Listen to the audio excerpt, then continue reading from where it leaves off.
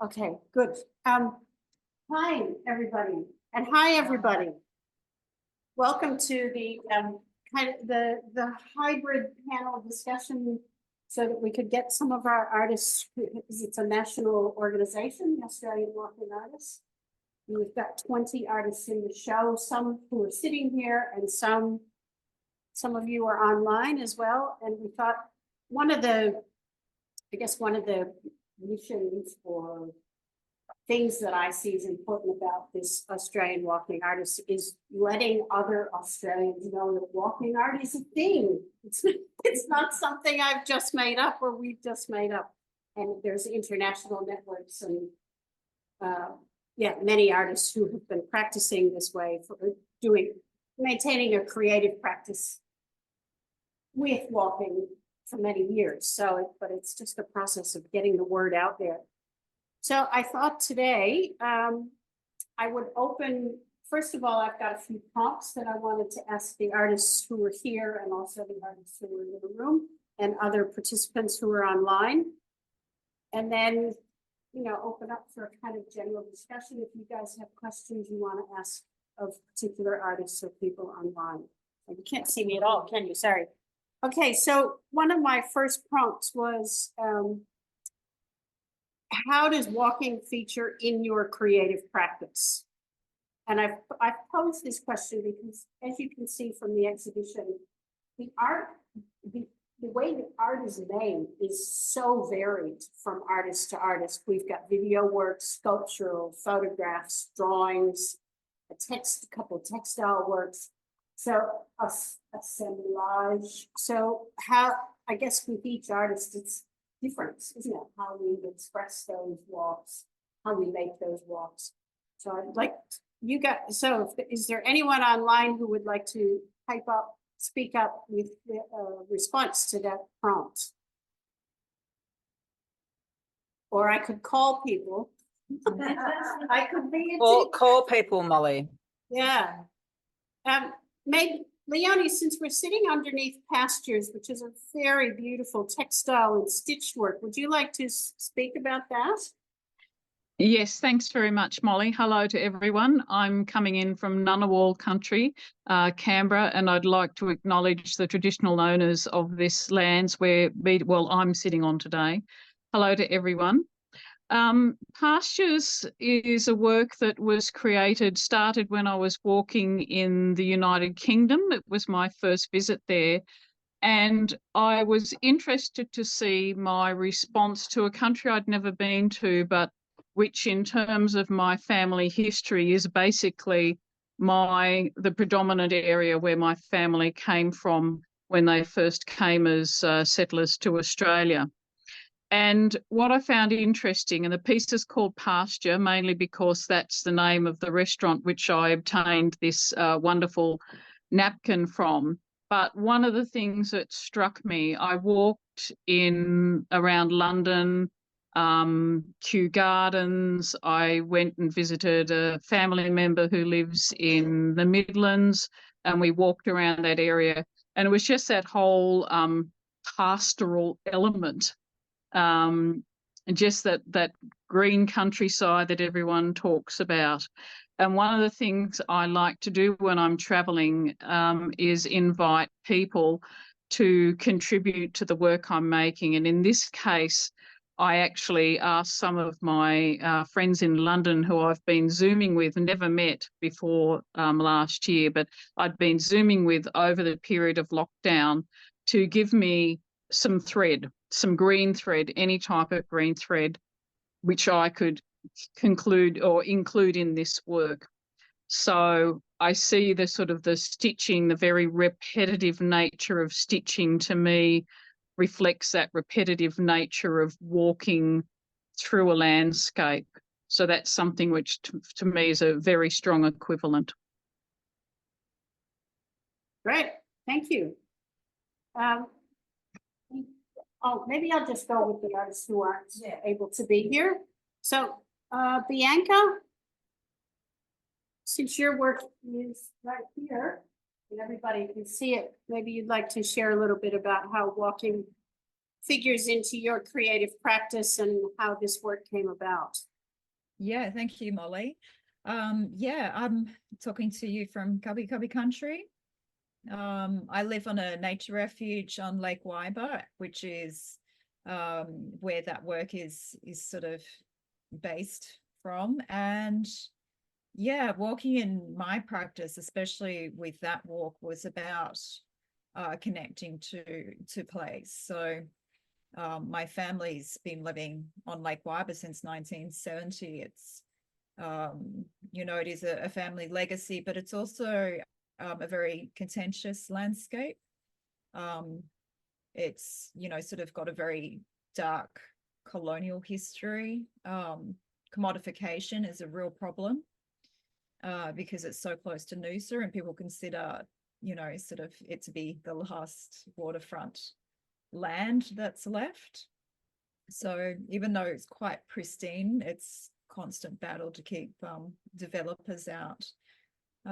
So when I returned after 10 years in Melbourne about 5 years ago, and I came back to the property and to Lake Waiba, I found a real disconnect, and I thought a lot of that might actually be because of sort of digital immersement. So I think technology sort of makes this barrier to connecting with the landscape and with nature and larger outside worlds. We end up in more of a virtual sort of world a lot of the time, like we are now.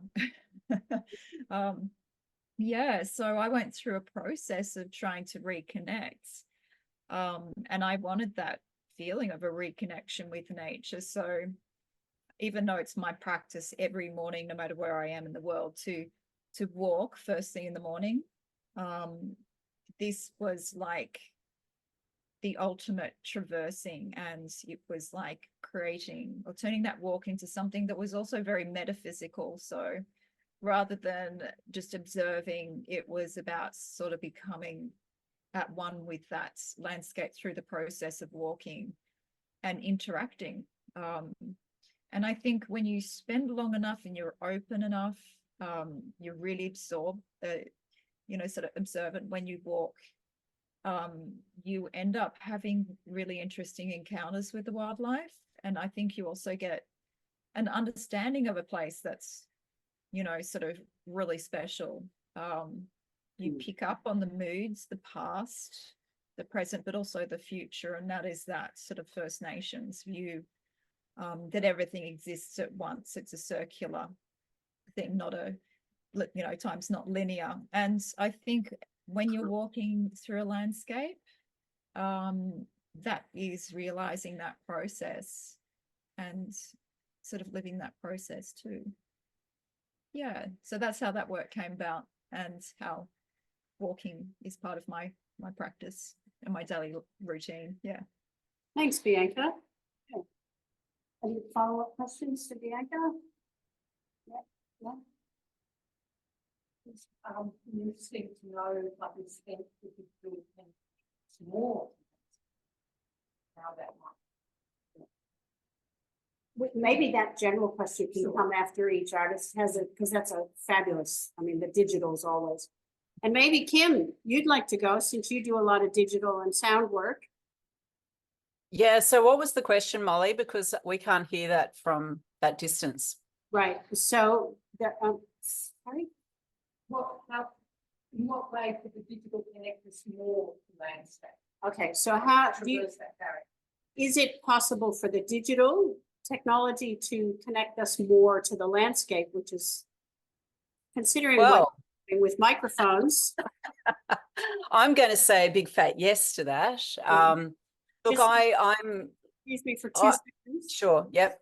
Kim's work is a sound work that's upstairs on the desk. So she worked with the artist named Andrew Howe in England about mosses and marshes and listening to them.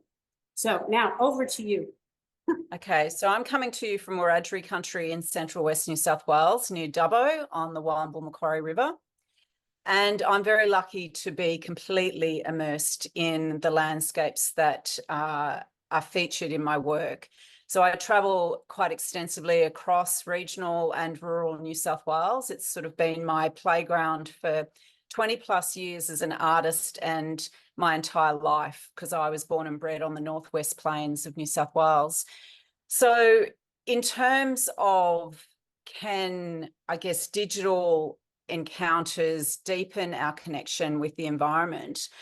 I think it can, but it doesn't replace that physical connection. It can potentially enhance it. I do use specialist microphones, and the soundscape composition that you can hear in the exhibition is a combination of both my personal experience of walking across an internationally important wetland that was the focus of my research for 3 years.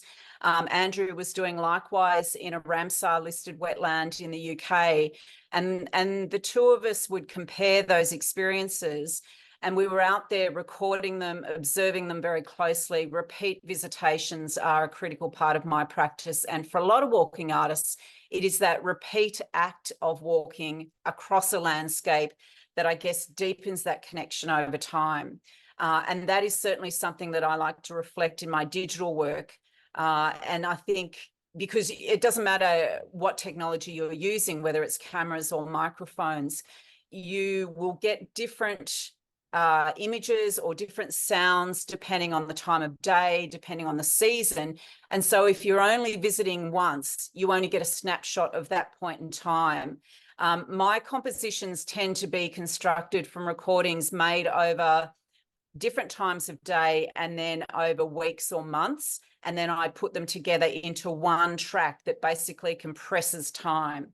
And that's been a feature of my work for a fair few years now. But then in terms of presenting that work, the other thing I like to do is to then take people out into those landscapes, and without the technology, to actually experience them, and to learn how to listen more actively and more deeply, and to understand things like reciprocal listening, which are critically important in the natural environment.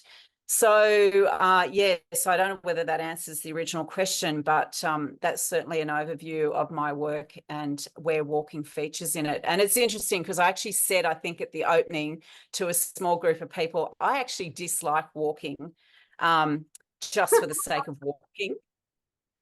Which I know is not what anyone would expect to hear from a co-convenor of Australian walking artists, but I love walking for a purpose, and that purpose for me is creativity. It's the time to think creatively and to be part of the environment that inspires my work. Thanks, Kim. And yes, I should point out, Kim is the co-curator and co-facilitator for Australian Walking Artists for this exhibition. And her knowledge of the digital is amazing and has helped our group grow in ways that is amazing. So, okay, Amy, since you're far down in Victoria, would you please talk about your work? Amy's work are the two beautiful collages just past the beam there, and the little table with the poetry. And it's also, there's a QR code so you can listen to the sound walk heart maps. So Amy, maybe you can talk a little bit about your practice and how walking is part of your work. Thank you so much. Hello, everyone. And yeah, wonderful to hear from the other artists as well about the stories behind your work.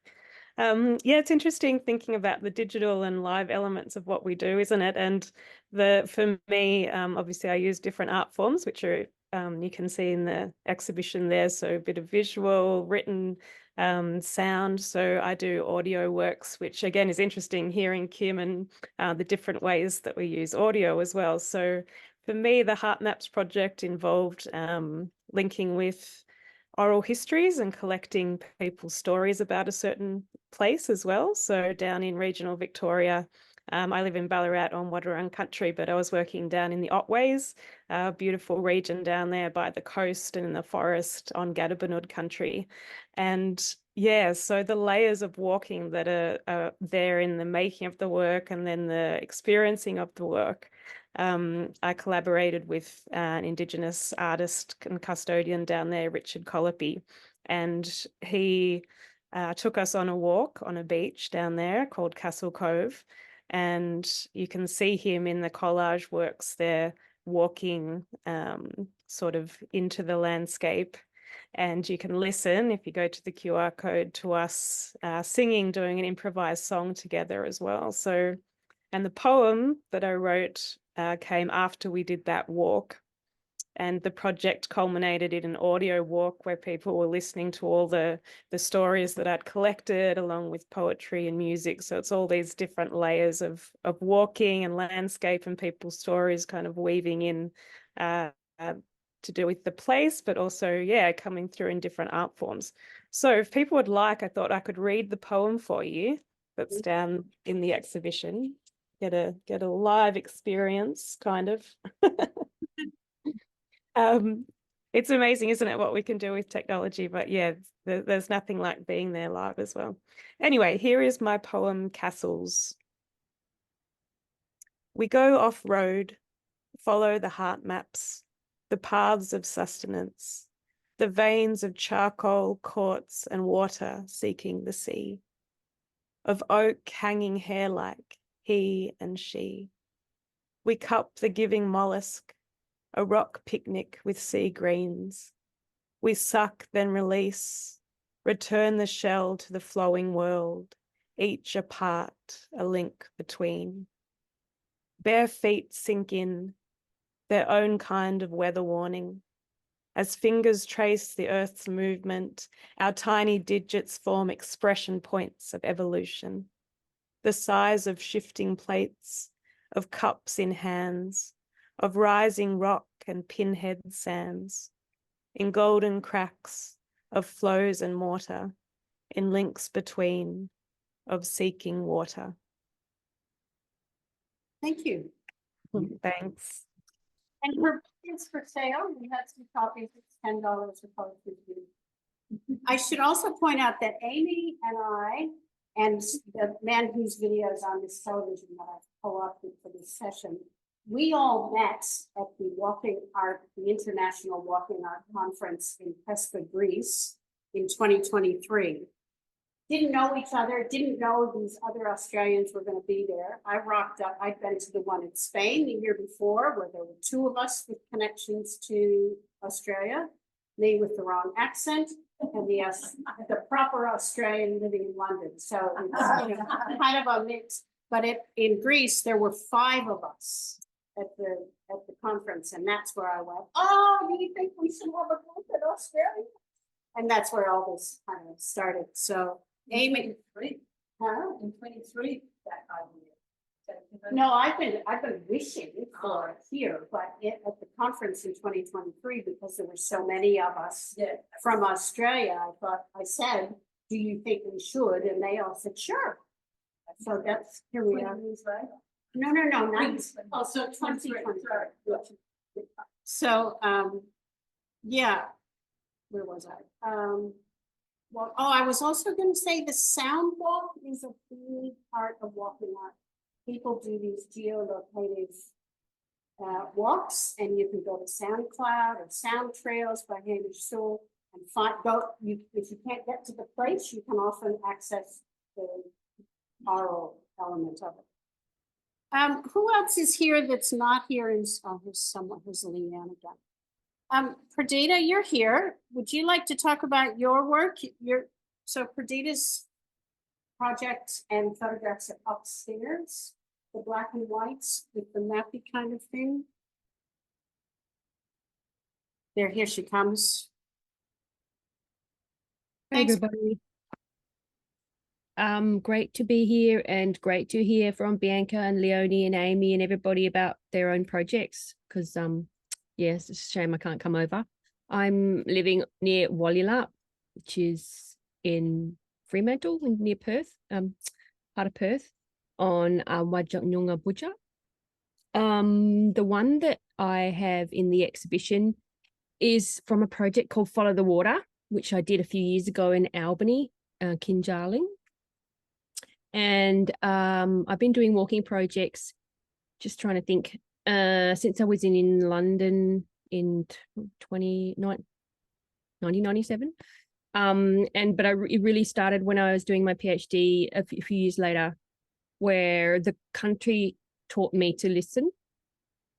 So I sort of had no information. I had nothing.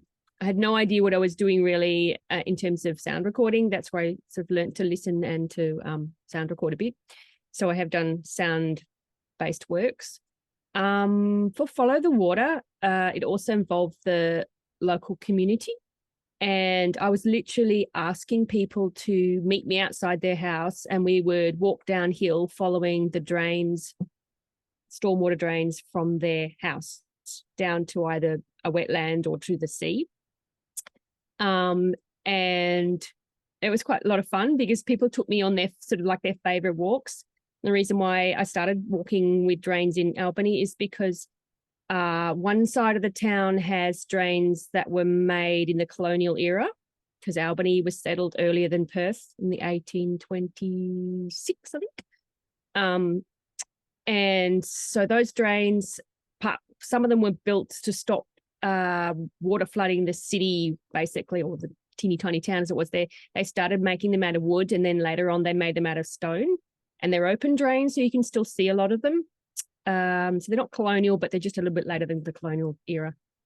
So I would take people off to walk down their drains. I also did a public walk with a historian, a civil engineer, a drain engineer, and myself. Took people on a walk. That was lots of fun. So that was an interesting project in that it involved people as much as places. So it wasn't a solitary activity, which I've also done. Anyway, so in those walking things, we talked about the way that the cities were built, and most cities are built to get water away because water is a problem, stormwater is a problem. So you want to get it away as quickly as possible. And it's only recently that you've seen places develop wetland projects to slow water down again and to make it get absorbed into the environment, which is where it really ought to be. Anyway, it was all about this idea of, water's not my problem if I just let the next door neighbour cope with the water, which is kind of shows a lot about ethical, the ethics of water. Anyway, so the pictures that you see are just like 3 different representations, but there's also part of it, you can take the postcards that I've made. And so the 2 large images in black and white, they show just little fragments of the walks, because the walk started on the granite hills that dominate Albany. And the other thing that's interesting is the newer part of the town, the local beautiful creek has been turned into a drain. So there's kind of problems with that as well. So the 2 photos, the black and white, show this kind of the world that is there, which includes these pits and mosses that are on the granite hills. And then also the Albany is part of Western Australia that has the Western ringtail possum, which is a different species to the Eastern ringtail possum, and there's only about 8,000 left. So they're getting towards quite seriously endangered. And I found one day on the road. It's like this as I was walking, so it's a quite sad picture. And the last picture, which is in colour, has 3 people in it. And if you haven't seen it, they're holding up a sign which says "Flourishing without purity." And they're standing on the banks of Crackamire Creek, which is the creek that has been turned into a drain at that point. Now, these guys were actually environmental scientists from one of the local state government departments, and I convinced them to come on a walk. And, their job involves sampling and looking for pollution and all these kinds of things, but I wanted to allow them to experience it again, this creek that they had forgotten because it had been turned into a drain. So that's where that And the slogan or the saying "flourishing without purity" comes from a writer called Alexis Shotwell, and she wrote about how, you know, modern society really talks about purity, and so therefore drains become this place that is ugly and dirty, and they're full of pollution and feral plants and weeds and stuff. But if we only ever look for purity in wilderness, in these non-urban places which are undisturbed, and we'll leave that to another discussion, you will never get anywhere, and you need to sort of recognize your complicity and your positioning and work with impure times. So I talked about porous repair in my project, about the water needing to go back into the ground and not be drained away, and the fact that repair is this kind of continuous process which will never finish, that we as people need to commit to continuing in difficult times. So that's the kind of background behind the images. Thanks, Perdita. They're fabulous. They look, yeah, they're amazing images. Leanne, do you have Wi-Fi enough to talk a little bit about your work? Leanne's at a clipboard with the switchbacks and the birds and the feathers. Hi, Leanne. Hi, I'm not sure Okay. what's going to happen. There is thunder and lightning going on. Well, maybe just talk a little bit how walking features in your creative practice, and a little bit about the amazing clipboards. Yeah, well, I'm a birder, so I have to go out walking to find the birds.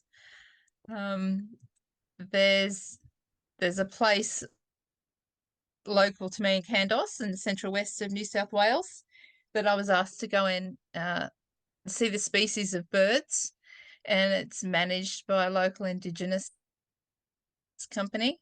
And so I was guided onto Davey Rogery country, and I was born in the city, and so I thought all the bush was the same. And so coming out here and having an Indigenous guide has helped me realise that country is different, and walking on it and breathing and my footfall on country, it's just helped me think about it a lot more. So on my clipboards, the embroidery line is my footfall from an eBird app that I use when I record all the birds. So that's where I've actually walked, this place called Drayton's Valley Reserve. And I've also dyed the textiles with colours of country that I've found out there. So there's wattle, red gum, resin and bark. It is written on there. I can't remember all the others now. Yeah, so birding. Great. Walking. Thank you. Things critical to that, and I have to be quiet and I have to listen. So it's interesting what Purdy was saying about listening, that country teaches you to listen, and it does when you give it a chance. That's great. That's great. Are there any other artists online here? Well, you're artists, but I don't, Sarah, I'm not sure and Michelle. Have you been to meetings before? Did you want to say anything to the group? Hi, I'm Sarah. I know Purdy from WA, so I picked up this morning that this talk was happening. I'm interested in Australian walking artists only because I've got a colleague in the UK that's a practicing UK walking artist. So I just wanted to kind of see what was going on. And Amy, I really liked, but I only caught the last bit of it. You said something in your lovely poem about the expression points of evolution. I thought that was fantastic. Thank you. So that's me. Thank you. And if you want to join Australian Walking Artists, just flick an email to us. All right, no worries. Thank you. And I'm really interested in the digital aspects as well. That's where my background is, in printmaking. It's more about like how we view the world through digital technology. So that's just gives you a bit of context of my own practice. So thank you very much. Fantastic. And Michelle, did you want to say anything, or are you happy to just listen? I'll just say hello quickly. I'm a a very old friend of Perdita's, and saw on Instagram this morning that the talk was happening. So really happy to join in and listen. And I'm sorry that I haven't been able to get up to see the show because I only live down near Wollongong on Darawal country. But yeah, interested in hearing from all of the artists. So thanks for organising the talk. Oh, no worries. And we're here until the 3rd of March. So, you know, there's time. Okay, thank you. Now we have a few artists in our audience. Would you like to talk about walking in your creative practice, Annalies, and talk about your amazing viewfinder?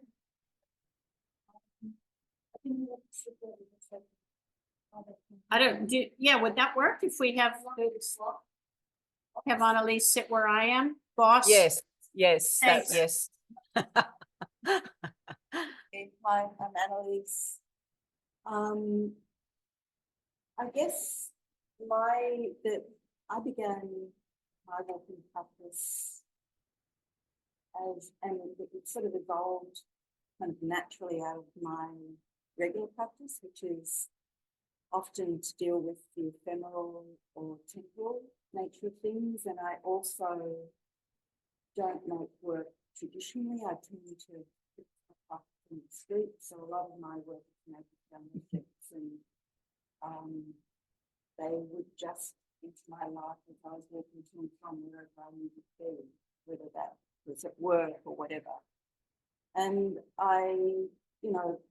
part of it is about feeling the air, the light, and the environment or place that you're in. Kind of interested in how we negotiate space and habitation. So I in a sense, I just started recording myself in these walks because something intrigued me, whether it was the light or the pattern on the pavement, whatever it was. The work in this show is actually from a friend's property, which is called Tsilemanis. It's on Bundaberg country, just outside of Moscow. And I've visited there a lot because she's been a friend and sort of had an unofficial residency kind of situation there. And there's this lovely body of water on the property. So having walked many times up and down early in the morning, both the videos in the morning, it's a splice video, looking up, looking down. So one video is in real time looking up to the tree, and then the other videos looking down at the ground as I'm walking. They were done at different times of year, but they're basically. Sorry, Annalies. Sorry, they were done at different. Can you speak towards the speaker? I'm sorry for. Sorry. No, that's okay. That's fine. So they were done at different times. Same walk. Probably slightly different times of year. One looking up, which is the black and white, looking through the trees, and looking down is at my feet, doing the walk in slow motion. And part of it for me is recording a sense of place. So a lot of these things are done surreptitiously just for me, for my memory of the place, so that I've got a sense of where I've been and what it feels like. And then later in the studio, when I look at them, I try and put things together. A lot of my walks have been urban walks because I live in the city. I live in Surrey Hills, so most of my walks have been those. And they're usually about other things, the noise of the train station or traffic lights, or just, deciding to and from work or something. So, but this one was really about recording this beautiful place that my friend has a property in, and she's also done so much work at regenerating the bushland there, rewilding it, getting rid of rubbish off the property. So in a sense, it's about having the feeling for that place. And the viewfinder for me was just a way of creating a more immersive idea of video. I kind of liked I wanted to do installation work, but I didn't have the capacity to do it at the time. And I came up with the idea of the viewfinder as a way of putting yourself into place rather than being maybe distracted by the other things around you. And I did my first viewfinder in, I think, in 2015, with a still image, but it was more, but it sort of seems to lend itself to beside you. For me anyway, putting myself back into that place. And there's a little drawing on the side, which is being drawn by me on the same wall, but with holding the pencil and paper near my body. So in a sense, all the jerky lines are pretty much from just my movement of walking. So it's become, it's nothing more than an observation, really, of where I am in a particular place. Thank you. All good? Last couple of questions or comments here? Sure, you can go ahead. Yeah. I saw your image on Instagram the other day. It's like living in the box. I thought it was so fascinating because it looked like a whole installation. It does. Yeah. Can you guys hear the questions? No. Sorry. If you want to speak, you have to come here and speak at my laptop. Oh, Molly, you could relay it. Yeah, you could repeat. You can just. Okay. All right. Sue was just saying she saw Annalies's viewfinder on Instagram, and the way the picture conveyed the work, it looked like. Like a room in front of things. Yeah, it looked like a full installation when in fact it's this box that's on the wall with a thing sticking out that you look into. It's actually not very big, is it? No, it's small. But it's got all kinds of reflective surfaces inside. So when you look in, you are immersed into the video. And it made me think what it might be in that space. Yeah. I know. And that is fun. Yeah.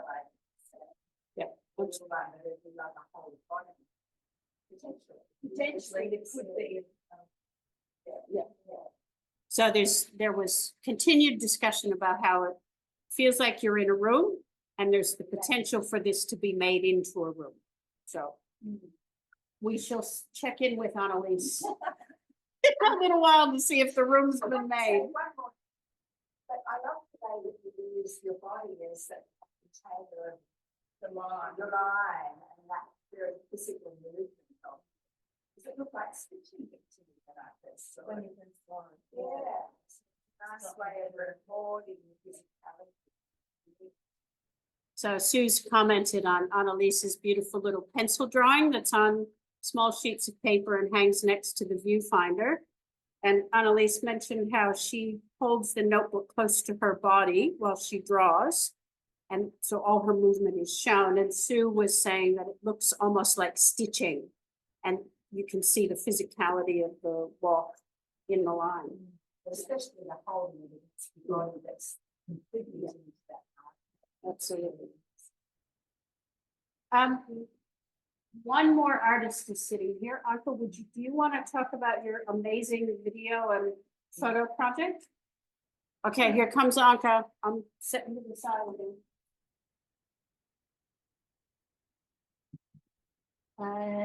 Yeah, so the project which I have in here is a video I made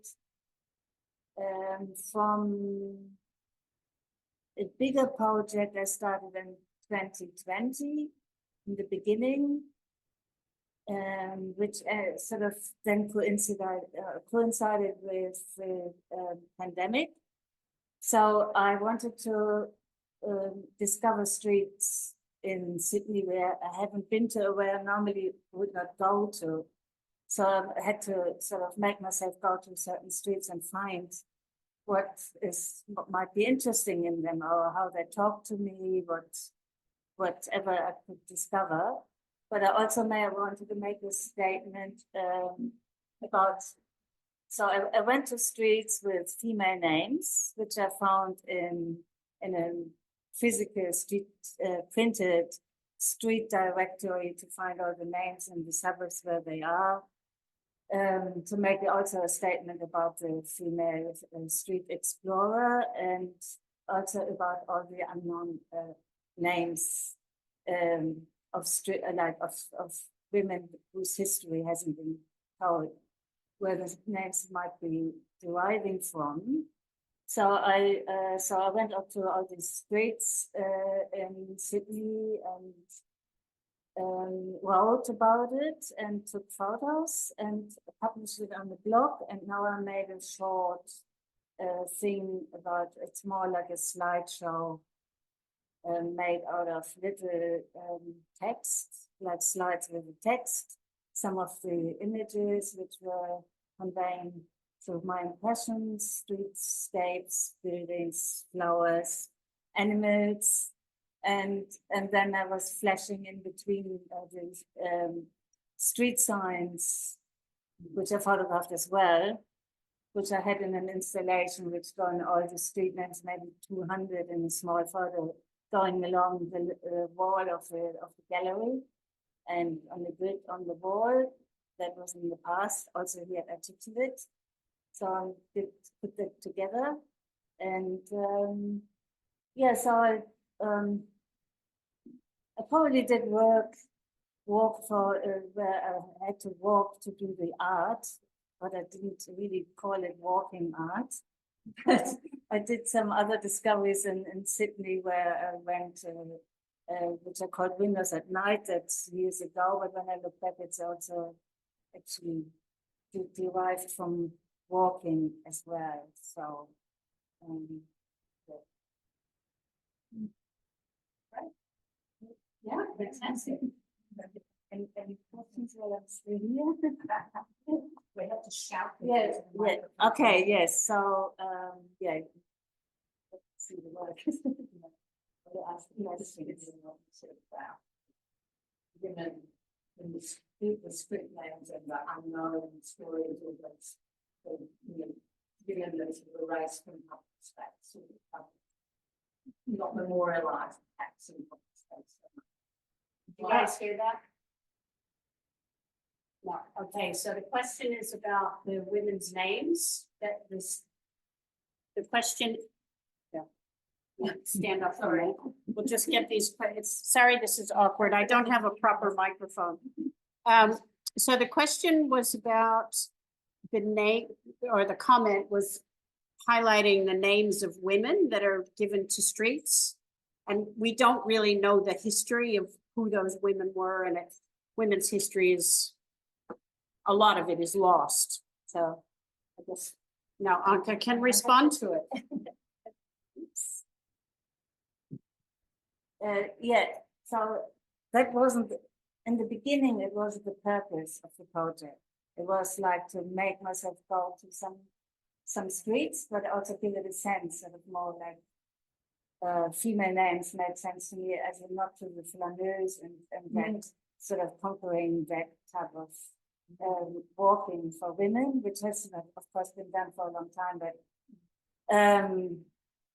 you know what I mean. So, over the project, I discovered that many streets, especially in the suburbs or in the West and Newtown in particular, they are named after developers and magistrates and all types of personalities from the colonial times.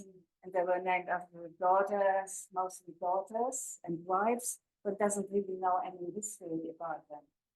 So that became sort of another aspect of it. And not all the streets names are like that. And sometimes I couldn't find a reason why. And in outer suburbs, I think they just make up names. Which I don't have a particular person behind it. But in here where the person is actually existed and doesn't know much about, and that became another interesting aspect. Yeah. Yeah. Sue asked or sort of made the comment that it was a big research project, and that developed like really from one thing to the next. So about the street names, then also sometimes about things which I saw on the street made me research something. So I learned about some history, I learned about anecdotes, I learned about industry factories which had been there. So it was ever developing, it probably still is. It's interesting that you said that the street names were named after women who had their own like wives, but that they didn't have their own narrative. It's hard to find that. So it's sort of like they were voiceless in the Yeah, I know. So somebody said that it was interesting that they that one couldn't find any history about the women whose name were given to the streets. No, we couldn't get only that whose daughter or wife or niece they were. Yeah. That's it? Yeah. Maybe another comment. I didn't see. I only found one name which had a name, had a surname attached to it, because I thought, where are all these women who had done something which probably makes them sort of a street named after them.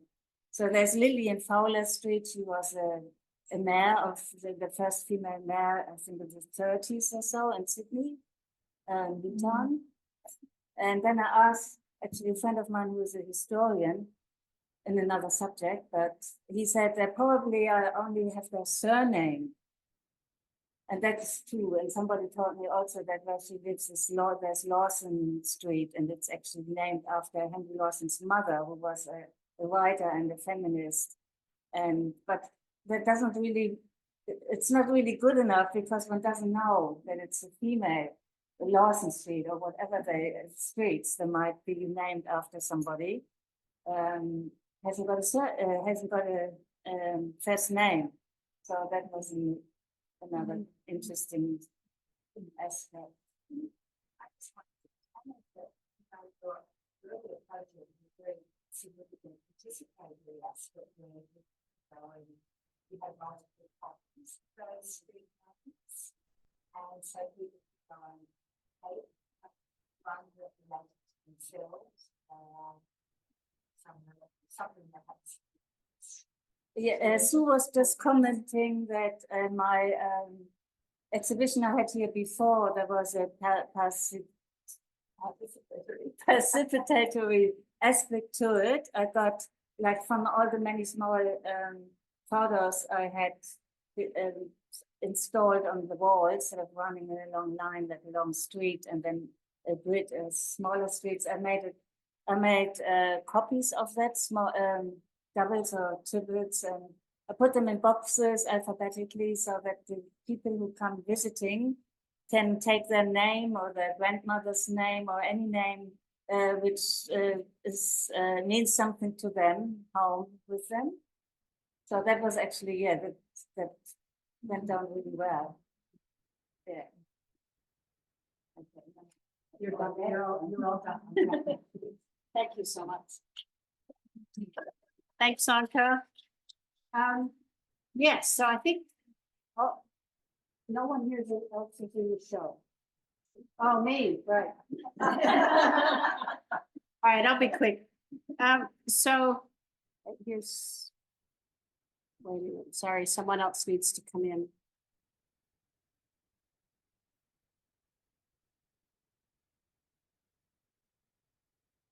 Okay. All right, so my work is, it's hanging down over there next to Amy's work, which I thought was nice because we met in Greece. And so my drawing, the whole thing is, I consider one work.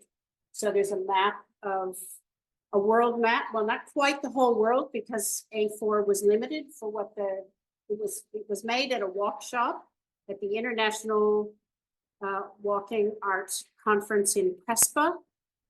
And in the walk shop, there were about 6 of us who were participants.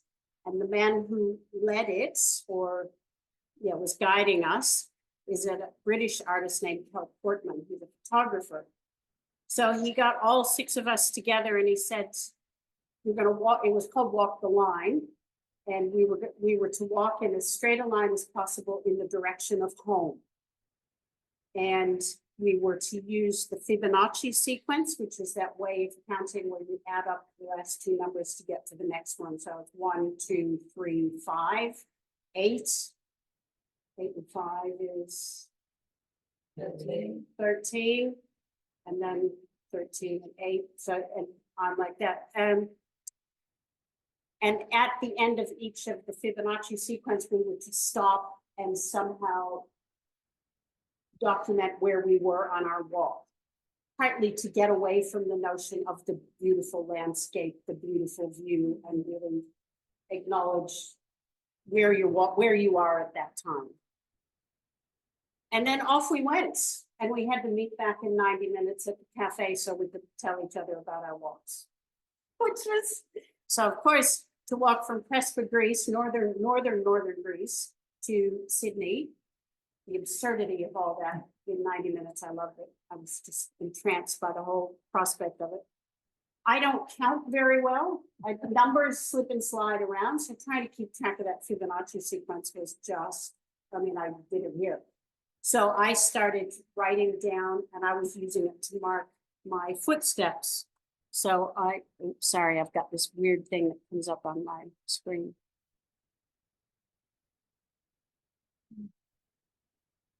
Yeah. So I started writing down my footsteps, and I wasn't getting anywhere. 1, 2, 3. I'm not getting anywhere. So I started taking giant footsteps, which is fine when you're at about 5. But when I was up at 144, the walk became a completely different experience. So those written things, those numbers, I started writing them the way I was, sort of the way it felt like I was walking. I don't know. It just, you know, it made sense at the time. And I had a little A5 book, so the pages weren't very big. And I'm just writing, and I'd stop and I'd take pictures, and I had my compass up to figure out, make sure I'm going in a set. Like it required so much attention to what I was doing. I could not ruminate, which is what I normally do when I walk. So what resulted then was these drawings and the photographs that I had taken, and I had that map that Kel had given each of us. And we all use that map in different ways. We all responded to our walks in different ways. And Kel's actually made a YouTube video of all the participants' photographic contributions. And so I took my original notebook, photocopied it so that it's on bigger paper and better paper, and drew over that again to brighten the markings. And I had the photos printed on washi paper so that there's a lightness to them, because they were taken in July, you know, this isn't really a permanence. We like photographs. We have this fantasy that a photo has a permanence to it, but really they're just as gone. They're just the past. There's no permanence to them at all, especially digital. They could disappear in a second. So yeah, so that's my walk, and it's, I don't know, I have spent, because I learned about walking art back in 2014, 15, I started getting onto these ideas of walking and art, and then it was like this thing, there's walking art. Oh my goodness, and I kept doing the research because I was at art school. So I found Hamish Fulton, who first used that phrase, walking art. He described himself as a walking artist back in the late 60s, early 70s. He became a real source of inspiration for me, and this approach to walking and trying to bring it back into the gallery space, as well as Richard Long. So yeah, so that's my drawing, that's my contribution. And I love that I have it in this particular exhibition, because Prespa, Greece, I see as kind of the birth of our Australian walking artist group that we now have here, and has grown. It's just been breathtaking to me how quickly people have responded to having the group here. And I mean, I spent years sitting in my gallery, in my studio apartment, trying to walk around, take pictures, figure it out. what's happening? I'm out of art school. How do I do it now? And I couldn't find anything here. I laughed because I had to go to Spain and Greece to find the Australian walking artists. So the irony of that is marvelous. So anyway, that's enough for me. Now, we have, I mean, it's been an hour that we've been rabbiting on. Anybody online, did you want to say anything else? Can I just open it up? Leave an awkward silence for 2 seconds to see if someone jumps in with a comment or a question. Oh, I'll just like to say that I'll echo what Molly has said in terms of the incredible response to Australian walking artists. I mean, I had been working internationally with walking artists, but hadn't really encountered any Australian walking artists. And I can tell you, Leanne Wicks is probably the closest one to me. So that's 4 hours away, or 3.5 hours from me. So it seems that we are very spread out, but there's no doubt that having this group and being able to share documents and have monthly meetings, and even just the very simple web page that we have, just seems to have brought everybody together. I don't think I've done a lot of group exhibitions over the years. I've lost track of how many I've done and how many groups I've led in the process, but I've never pulled together an exhibition as quickly as that, the Articulate show. So when Molly, a week out from Christmas, said, oh, you know, we need to say whether or not we're going to do it, it was like, oh my goodness. And here we are. So it's a credit to everybody who pulled together in a really, really short space of time to make it happen. And there seems to be a lot of eyeballs on the group to see what we do next. So I think it's pretty exciting days ahead. Any comments or questions from our beautiful audience here? Thank you. Congratulations. Yeah. Oh, good. You want to come up and sit with the mic? Oh yeah, I'm John, and I'm probably the least artistic person in here, and everything I know about art I basically learned here at Articulate, thanks to my really good friend Molly. And I've been here like 3 or 4 times now, and I love the fact that every time I come here, it's something completely totally different, and just everything you're all doing is brilliant. I wish it was more well known, but it's fantastic that here on this little stretch of Parramatta Road, there's this beautiful little enclave of creativity, and I love it every time Molly tells me there's something on, and it reminds me, again. But I would make to make it, and I've never regretted it. I've loved it. Fantastic. Thank you all for everything you do. It's brilliant. Absolutely brilliant. Can I just say that during in-store week, Molly and I shared a lovely experience waiting for the bus on Parramatta Road when a bloke in a 4-wheel drive put down the window on the passenger side of his vehicle and called out, "Hey, what's Australian walking artists?" Because we both had our t-shirts on. And we both looked at each other as if, you know, where did that come from? And then we both realised we were wearing our t-shirts. So it was a natural question to be stopped on Parramatta Road in the middle of all the traffic to be asked what Australian walking artist is. So, yeah, we were able to say we are artists who walk. Yes, absolutely. That's the short answer if anybody's asking. Yeah. Yeah, we do have merchandise. It's on Redbubble. I don't have my shirt on today, but we can get Kim set up a thing on Redbubble. You get baseball. Amy, I think, did you get the baseball cap and the shirt? She's a baseball player too. So yeah, it was, I love, and I have some stickers if anybody wants the stickers. So, well, I would like to thank Articulate. Bayonna's not here. But I would like to thank the board members of Articulate for, Beata was very encouraging of us having our show here when she heard we had put together an exhibition for the Way Out art space in Kandos. Her immediate response was, oh, no, you have to have it here first. And it really was such short notice, but everybody, when we put the question to the group, every artist was just said yes, and let's do it. We'll figure it out, and we did. And I just, again, I think that's I think somehow, finally, Australian artists have figured out that walking art is a thing.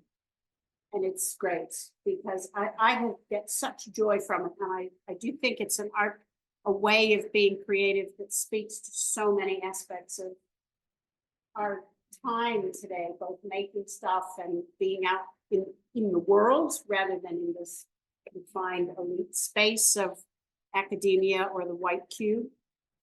So yeah, it's great that you've all come today. It's amazing. That's great. Okay. Anything else? And our next big thing is the walking art retreat at Amy's place down in the Outways. We're having an informal thing. So if you're interested, you have to hop on our webpage, get in touch with us. Because I think it's going to be a lot of fun. Hey. Okay. Thanks, everybody. Thanks so much. Thank you, audience.